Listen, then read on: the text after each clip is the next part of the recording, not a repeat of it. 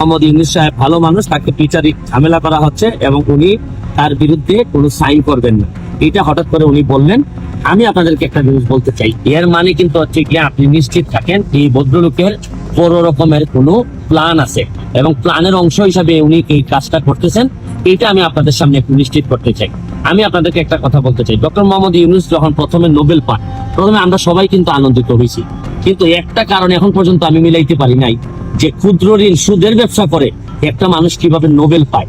এবং আপনি আরেকটা জিনিস বাংলাদেশের বিবেচনায় আপনাদেরকে বলতে চাই, ক্ষুদ্র ঋণের ব্যবসা করে ব্যবসাতে ঋণ নিয়ে কেউ বৃহৎ হয়েছে আমার জানা নাই।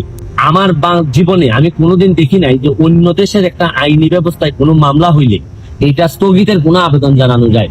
সর্বোচ্চ আমরা কি করি, আমরা বলি যে অবশ্যই যেন তাকে ন্যায় বিচার নিশ্চিত করা হয়।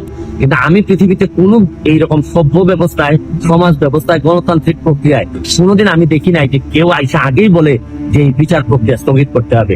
শুনেন, আমি একটা জিনিস আপনাদেরকে বলি, এই দুঃসময়ে এখন যে সময়টা ক্রাইসিস মোমেন্ট, এই সময় আওয়ামী লীগের মধ্যে আমি আওয়ামী লীগের যারা আছেন সবাইকে দাবি করব যে যার খুলস থেকে বেরোয় আসে, প্রতিবাদ করার সময় আছে, আমাদের যা যা আছে তা বিভিন্ন সময় আমরা বলবো, আমাদের দুর্নীতির বিরুদ্ধে যুদ্ধ চলতে থাকবে। কিন্তু এখন মনে রাখবেন যে জননেত্রী শেখ হাসিনা, আমি বারবার বলছি যে উনি যদি না থাকেন তাহলে আমাদের মতো মানুষের প্রতিবাদ করার সাহসও থাকবে না।